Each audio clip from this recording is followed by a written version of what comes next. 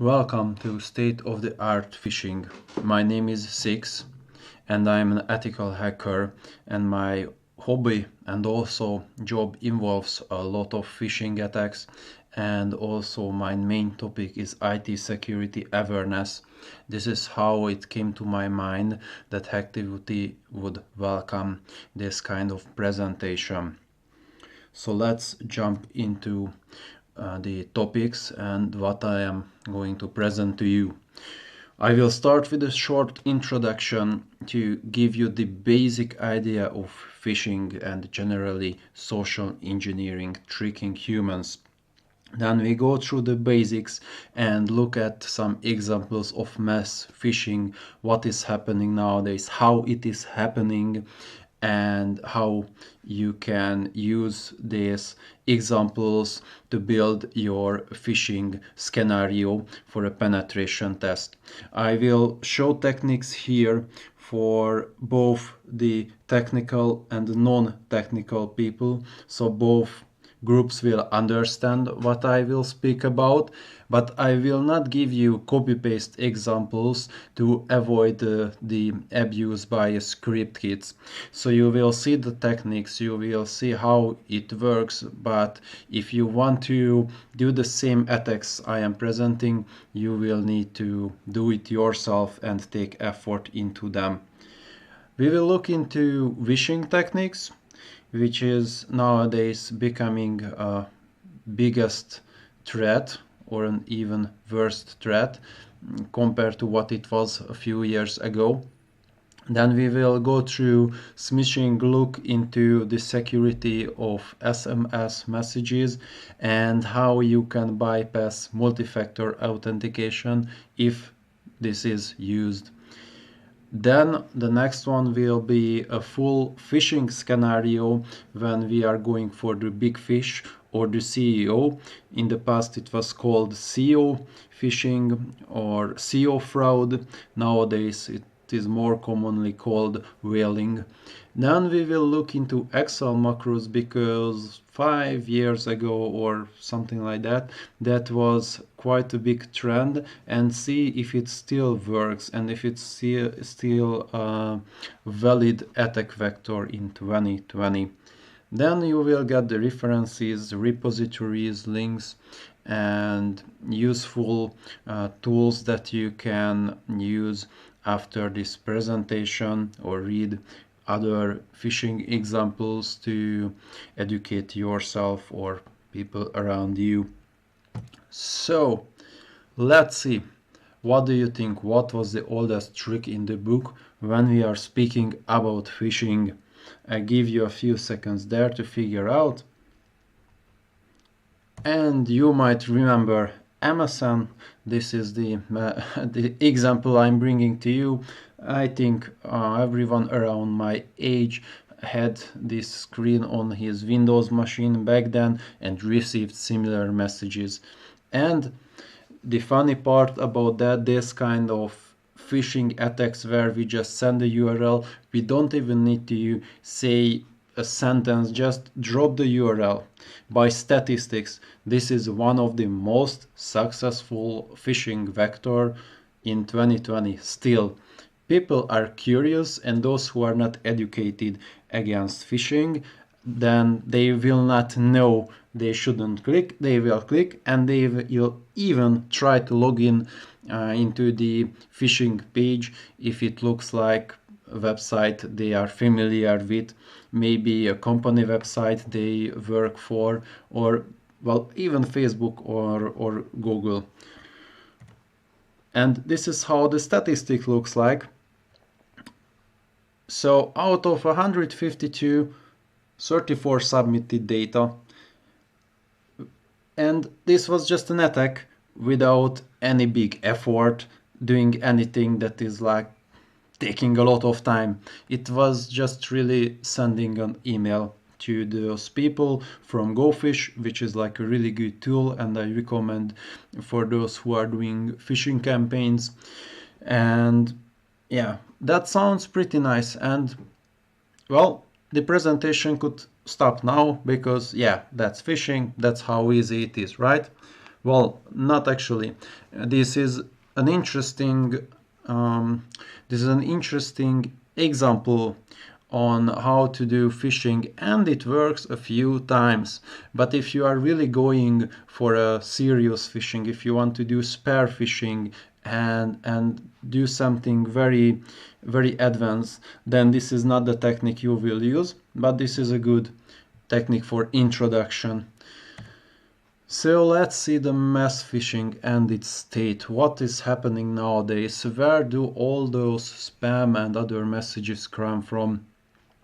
In many cases, those attackers, and now I'm speaking about mostly about the bad guys, the black hat guys who are sending the emails, they are using cloud services or hacked servers or anything they can have access to. Most of the cases, these are not advanced attacks. It's just many script kits. Most of them I think are script kits because they can't even configure their email servers, and they send messages that are giving you the errors that the authenticity is not valid and so on.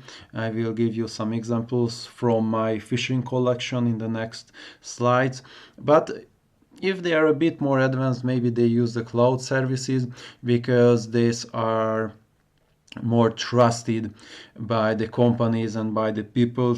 Think about an example where you have Google Drive or OneDrive used in the company. I think few companies maybe have the OneDrive, and because of it's a Microsoft service and Microsoft is pushing to use it for the companies. And then if they are storing their malware, their final payload on the cloud services of OneDrive, then this can be quite a pain to avoid that.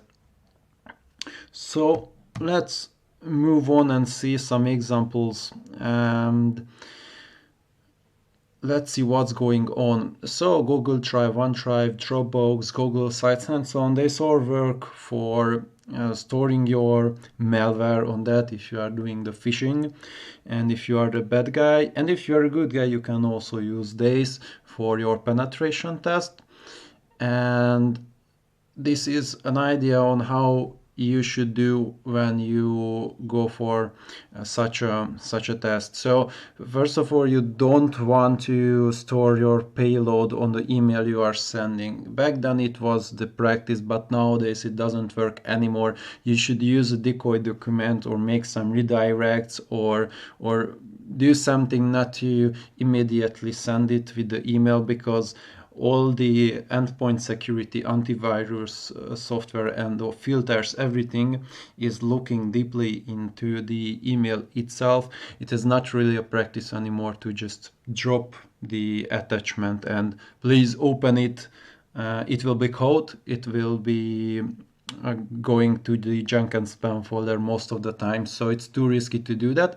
But if you're using a decoy document through cloud provider, or you make some redirects, there is a really clever idea also where the attackers send the Google search URL to the victims, and the Google search URL shows you results which actually leads you to the phishing payload or the phishing page. It can be done with some little SEO tricks, or if the website is hacked and it already has some reputation. So it's mostly the bad guy's tool, but if you are a white hat guy, then you can still use that if you are if you have time to build such a SEO for your website. So if you go with the configuration of phishing mail servers, there are a few things you should know, and you should not miss even the smallest configuration, otherwise you will easily get blacklisted or get into the junk folders. Especially it's hard with the Microsoft products because they do not just put you, the phishing attacker, into spam. They even put the legitimate senders to the spam. If it is not coming from their own system, they just don't like anyone, or I don't know what is the reason. Even if I tried to contact them, I didn't get any answer from their side. So you have to be very good in configuring your servers, and you need a reputable provider. If you are using a VPS, you will get an IP address from the provider pool, and if it's an IP address that was abused 100 times in the past, then this won't be a good address for you. Also true for the domain, you need a good provider, because some security companies also check which provider the domain is from. So you need to make sure that these are in the correct place. RTFM, very important, read the manuals, because nowadays less people do that. And if you are configuring your own things, you really need to know what exactly you are doing. So take time and read how to do it, why you are doing it, why it's important, and be very careful with that. Of course, you will need a certificate, a TLS certificate. Certbot, Let's Encrypt can help you for that. And you need to configure SPF and PTR. You can be sure that without this, all your mails will be sent to the spam folder. DKIM, DMARC, also important, but if you do not configure it, probably you won't get into spam just because of that. But this gives you a good or a better reputation for sure when it comes to you where your emails are landing. And you should generate some legitimate looking traffic for sure. Not too many emails, but if you get some answers from people at legitimate addresses, at Google, Hotmail, and so on, then it will also help your reputation to be better and not to get into the spam. And also you need to wait 1 month, because if you are not 1 month old with the server and the domain and the configuration and whatsoever, then you are very likely to not be trusted by any providers. My experience is that actually it is easier to phish companies who host their own mail servers. If you are sending phishing mails to like Google and Hotmail and this kind of services, because unfortunately smaller companies in many cases use these services, and then if you are doing a test for such a small scale company, then it happens that you might need to send phishing to Gmail, and it will be harder a bit than really the company filters. So some very simple examples from nowadays, or from this year at least. So this is just the standard phishing email. I receive hundreds of those. It's from Tutanot. I verify your account, otherwise it will be disconnected from the server. It's really general, nothing to speak about. This is an example where they could not even send it correctly.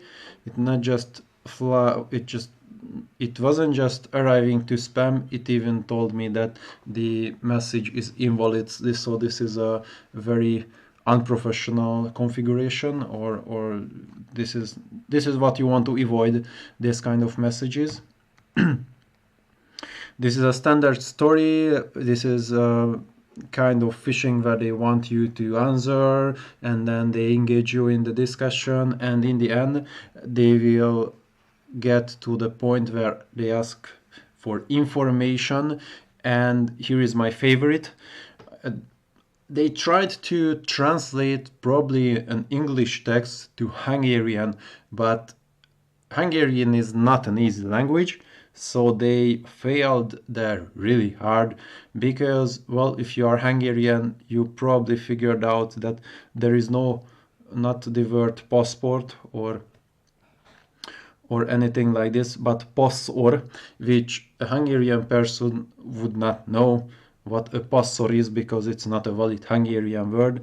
They try to translate if you are male or female or the sex itself, but they actually translated it literally to sex.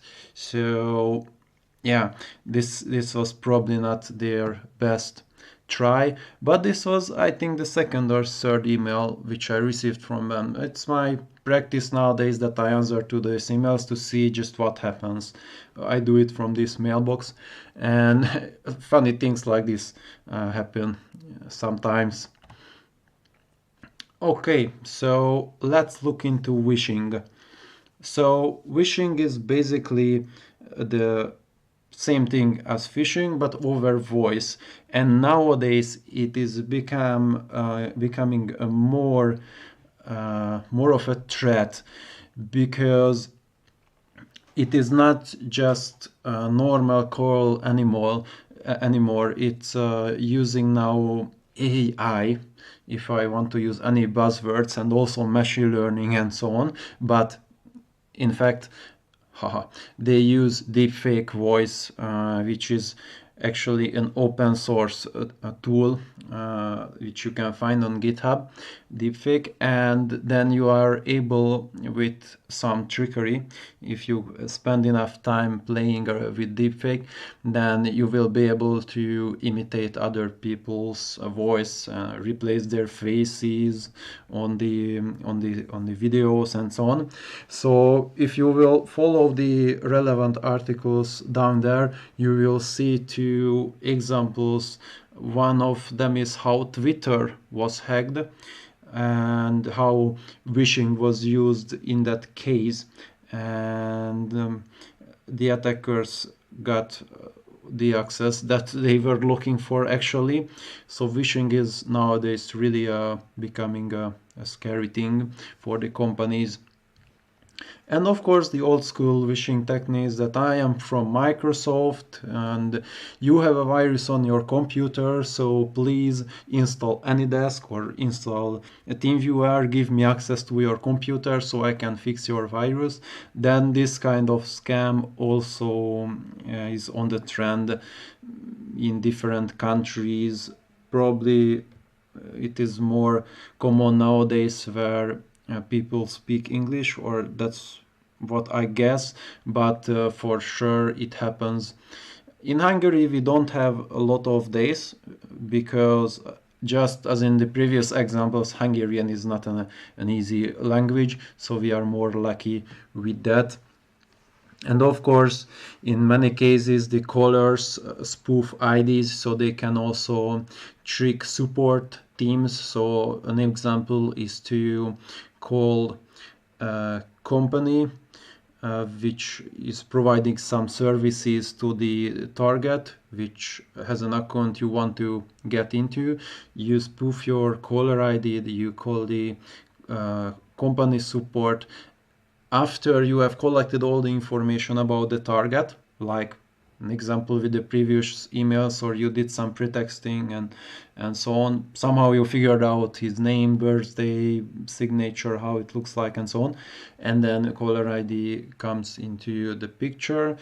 Mostly there are darknet services which are providing this kind of spoofing, but if you are actually doing legitimate and legal penetration testing and you have the contracts and the authorization, you can also do this kind of caller ID spoofing in some cases in some countries. So it's doable as a penetration tester too. And the last one, not really wishing, but worth to mention, is when they just call you and wait for the callbacks, and when you call them back, you will have a really expensive bill to pay at the end of the month. So this is just another trick. It is also more on the illegal side of the topic, so let's not jump into that. It's also not really into wishing So it's just something I wanted to mention there for you, that this also exists. Smishing and bypassing multi-factor authentication. Sorry for the picture, it was a GIF where the guy is basically rapidly typing messages and spamming, but it looks like that this GIF is not opening on my Linux PDF viewer. So if you are interested in the GIF, contact me and I will send it to you alongside with a few links.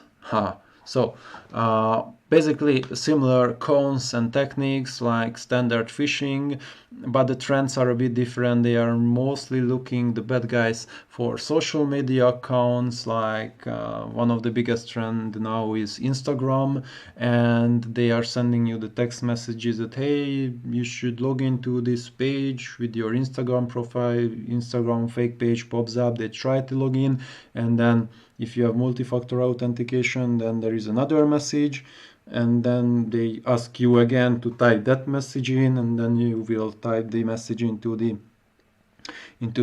fake page, and bam, account stolen. So yes, this can also happen with standard phishing, and this is something which you can do for a bypass of multi-factor. But the environment users are using their phone, it's more handy for them to get into these tricks and get tricked when they only have the phone in their hands and they are just typing. So this is just the common things. There are more interesting examples, and especially this year we had a few stories in Hungary where the attackers stole. One of the attack was like a nearly $100,000 attack, and the other one was a bit more than that, maybe 130, something like that. But a lot of money, that's the point. And they were targeting people who were trying to buy houses, or in one house per person. So what was happening in the first case, the attacker asked the client to install AnyDesk on the machine, because the guy introduced himself that he is an IT professional. So I am an IT professional, so please install AnyDesk and give me access to your computer, please do that. Then the victim did that.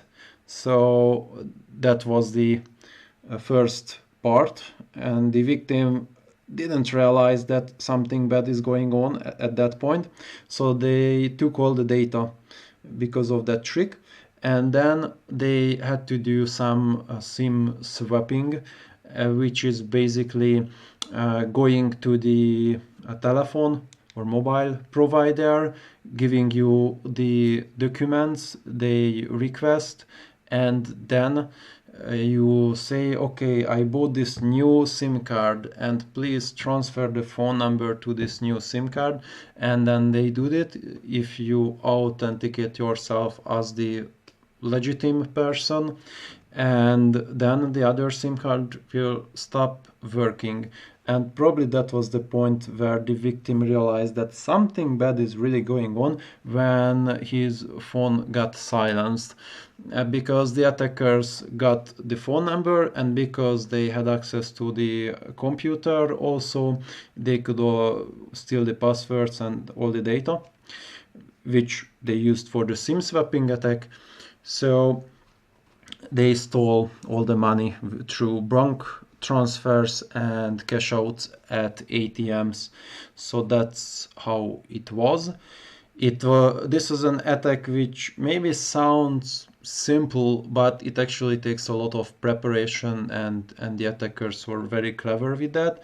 And the similar cases happened if you follow the links below. Sorry for the Hungarian, but I could not find any English versions of those, but our Hungarian guys, maybe they will translate it for you, but I told you what was happening in a nutshell. It's just with more information at those URLs.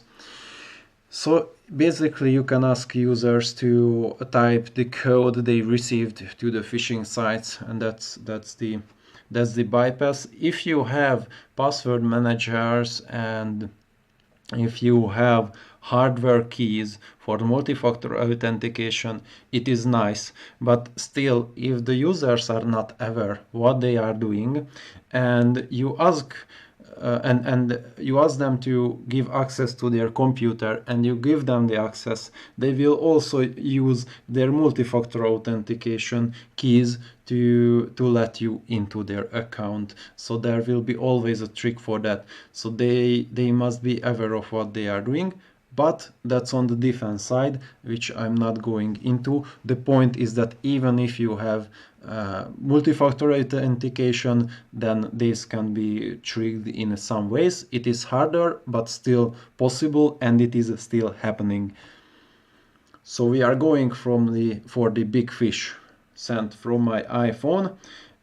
It's an example of a signature that helps you to make more successful phishing campaigns if you are going for the big targets, because I have seen many cases where high value C-suite targets send emails with just sent from my iPhone. So if you just fake their sender or you register a Gmail address with their name and some numbers at the end, then you will be able to send messages like them. So it's another funny thing, but it will work against those targets who have low level of awareness. Okay, let's say they are a bit more aware, so we are not going with such an easy scenario. So first of all, we need to decide the objective. What do we want to have? What is the point? In this case, I chose not the standard and cliched finance phishing because you have information about that everywhere, but a topic which is insider trading. That topic is not really emphasized as much as it should be, I think, because this is a real thing, this is happening, and there is even a black market or more black markets on the darknet if you look around, and their goal is to get insider information. So you should be careful about this topic, and you should definitely do phishing and educate people about that. And education is the best when you make some practice with them and you fish them and show them the results, and then they will be more resistant. So what we are looking for is the CEO's email account, webmail, probably. We do not know at objective zero or decision, the zeroth step, because we just tell us what we want to do. So we are looking for the contacts, the company connections, the plans, maybe org charts, what they do, when the price goes up, when the price goes down, what are the estimates. So we want information from the CEO. Why the CEO? Because probably he has the more and the most valuable information for us. Or maybe there is a fallback, which is his assistant. We do not know yet. We will go through the steps and we will figure out. Maybe it's enough to hack the assistant's email account, and then she or he will have all the information that the CEO has, because this is really common that they know more or less the same things. So after we have the objective, what do we do? What kind of preparation do we need to know? So we do some OSINT, some search on the internet for the company, its connections, who do they work with, public conferences, Facebook, Twitter, all the information that we can collect and figure out who is who and who we should think about when we are building our phishing email. So after we have collected the available, publicly available information, then we look into the target environment. That means we can, for example, send some emails to the HR department that we are really enthusiastic and want to work for your company at the UX team, or maybe at the finance team, or wherever. But the point is that you send some messages them that you want to work there. Maybe you should even send not maybe, actually you should send fake CV to them, which fingerprints their environment. So you will know their versions of some software, PDF reader, or you will maybe figure out if they use the Office 365 or they have another version, if they use Windows or not, or maybe Mac. Many of those nowadays use Mac too. If you are lucky, maybe you will be able to figure out what kind of antivirus they use and so on. So you can go a little bit deeper by messaging people. And if you get into an email conversation with them, that's also great, because you can see what kind of signature the company uses. Then you will be able to copy the signature. So this is just by not doing anything but talking to them, mailing, chatting on LinkedIn maybe, and so on. You will figure out if you are doing this kind of job. It's just a few ideas. The point is to get as much information as possible. And okay, so you have got all the information, and then we move on evaluation of the information that was collected. Now we figure out who we attack. Okay, the CEO in this case. Now we collected everything. We figured out that we know a lot of things: favorite restaurants, where he goes, friends, because he shared everything publicly on Facebook. So we all know all the things, but these were now not enough to build a good scenario. There is an even better scenario, which is about mandatory tax reporting at the end of the year, and we are actually at that time, and all the companies are afraid of that and they are preparing and so on. So you can build up a really good phishing email based on text reporting.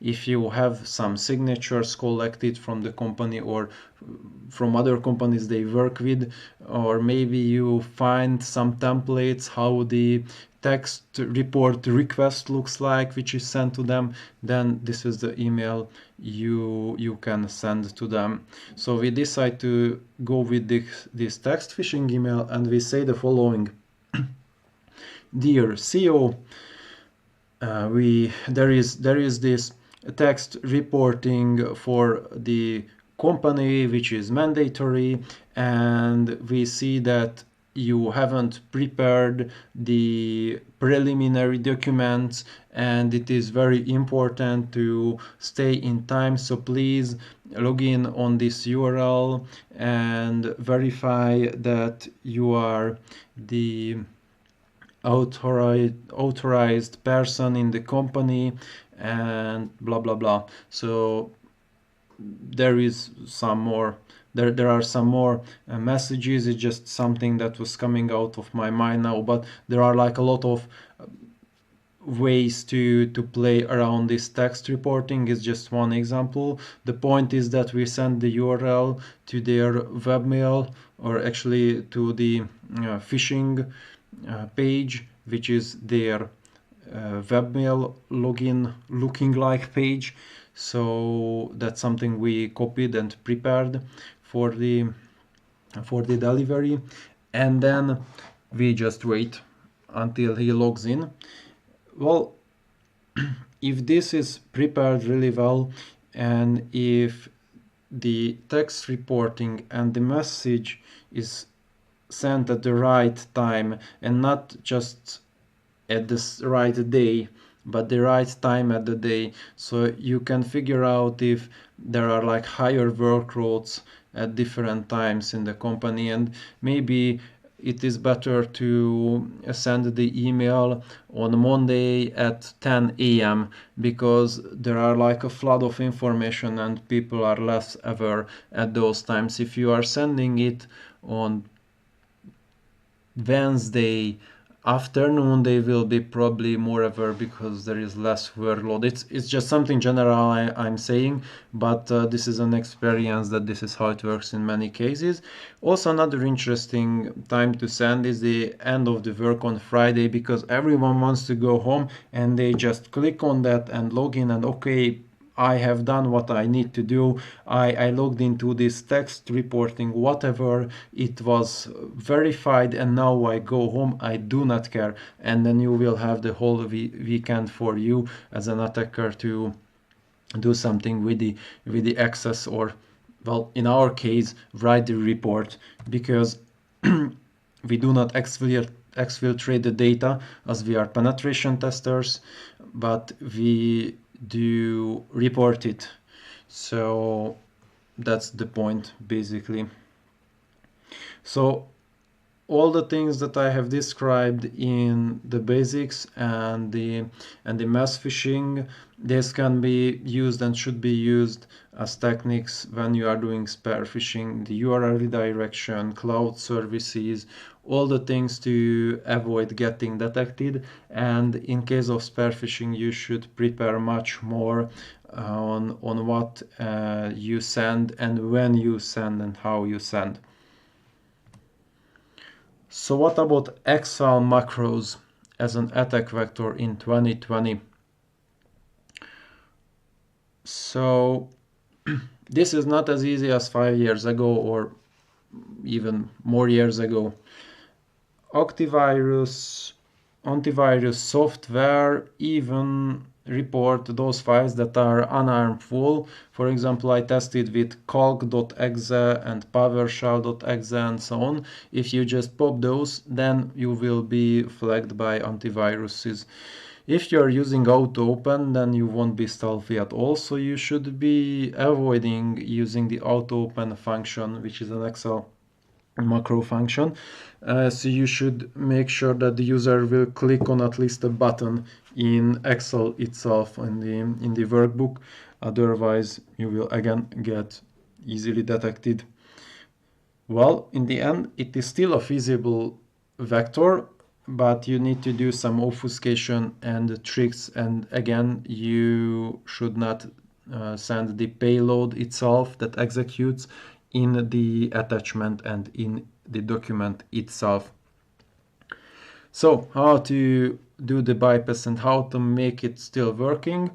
Well, in very short, and my time is also running out. So you create an obfuscated VBS script which downloads and executes your final payload, which can be an exe, but maybe there are some other protections in Windows you need to bypass, but that's out of the scope now. So you add this obfuscated VBS script into the macro, which writes the VBS script into your profile directory that executes it. So basically 3 steps. If we even look into more into that, is that first create a document, an Excel document which is macro enabled, then add a script that writes the VBS script into profile folder and executes it, and this script that you are executing now downloads the final payload and executes it again. So that's how it works, and that's how you can avoid most of the AVs. If you want to cheat, here is a URL and an article about how to do that. That's also where I got the idea from. For the VBS part, you can use other languages. It's not just VBS. Fortunately, Windows is really flexible on that, so you can be even more clever. But if you just copy paste this example from the article, you will get a 10 of 55. So in most of the cases, just being lazy works on that one. Okay, here is the example. I just did the same as in the article and uploaded it to VirusTotal, and that was the result. So here are the references. I recommend you to download the slides, and then you will be able to go through the links. So just for the end, give a man a 0 day and he will have access for a day. Teach a man to fish and he will access for life. It's from Twitter. I really like this guy. And you can defeat a meme with an exploit, also true. I just wanted to leave you as something that maybe give you some cheers and some other thoughts. So thank you for listening to my presentation and being there. If you have questions, feel free to ask here, because you can do it I think on Zoom or something, but at this activity I will be available. You can message me over Matrix even after the time is over here. Thank you. Bye.